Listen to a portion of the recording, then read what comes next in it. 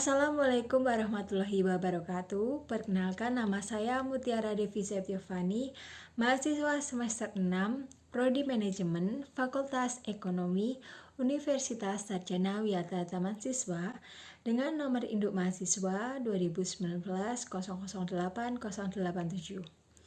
Di video ini dibuat untuk memenuhi tugas mata kuliah Manajemen Perubahan. Pada kesempatan kali ini, saya akan menyampaikan tentang perubahan. Tahukah Anda bahwa setiap orang memiliki kemampuan untuk melakukan perubahan yang signifikan dalam sebuah perubahan? Kita juga harus mengetahui bagaimana memotivasi dan mengaktifkan kebiasaan yang tepat, bukan hanya sekedar mengubah proses teknologi atau struktur organisasi.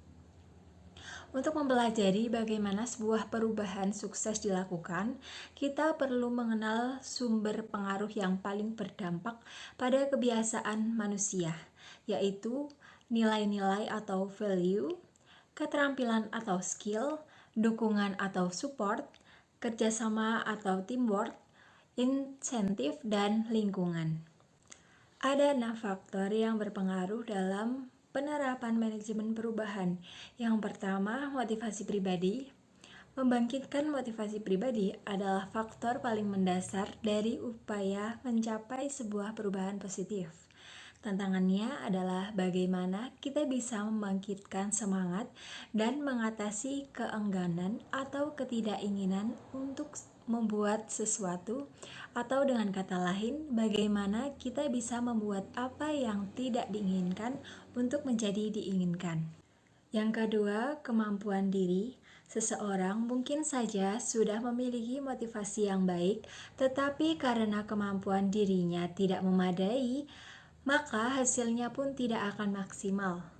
Dalam organisasi atau perusahaan, setelah dibangkitkan motivasi pribadi, karyawan atau anggota organisasi perlu diberi bimbingan, pendidikan, atau pelatihan yang dibutuhkan agar dapat berprestasi.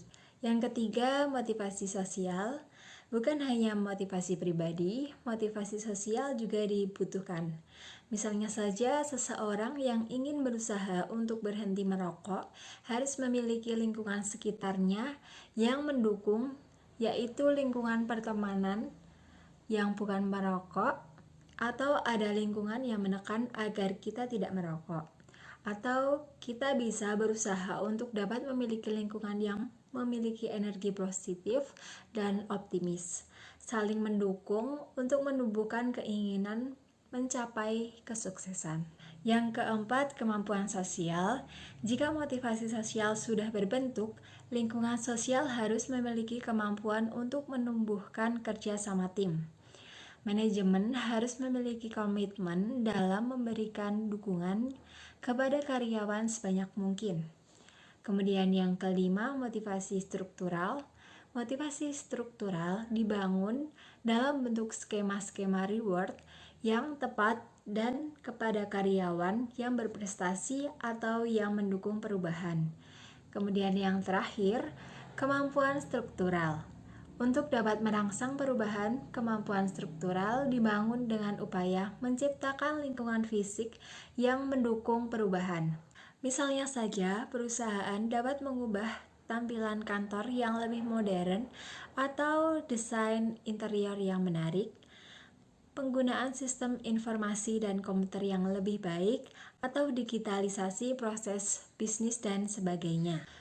Contoh perusahaan yang mengalami perubahan pada bidang kuliner adalah perusahaan yang didirikan oleh Bapak Nuryanto sekitar tahun 1996 di daerah Kedong Kuning. Berawal dari sebuah warung tenda biasa yang berada di pinggir jalan, usaha pertama beliau adalah Lesehan Aldan, menjelma menjadi salah satu warung ternama yang cabangnya tersebar di mana-mana. Di Yogyakarta saja, Lesehan Aldan memiliki belasan cabang yang lokasinya berada di tempat-tempat strategis.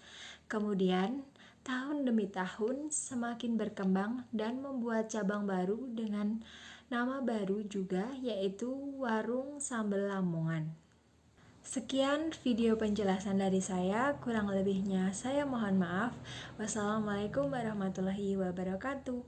Terima kasih, salam.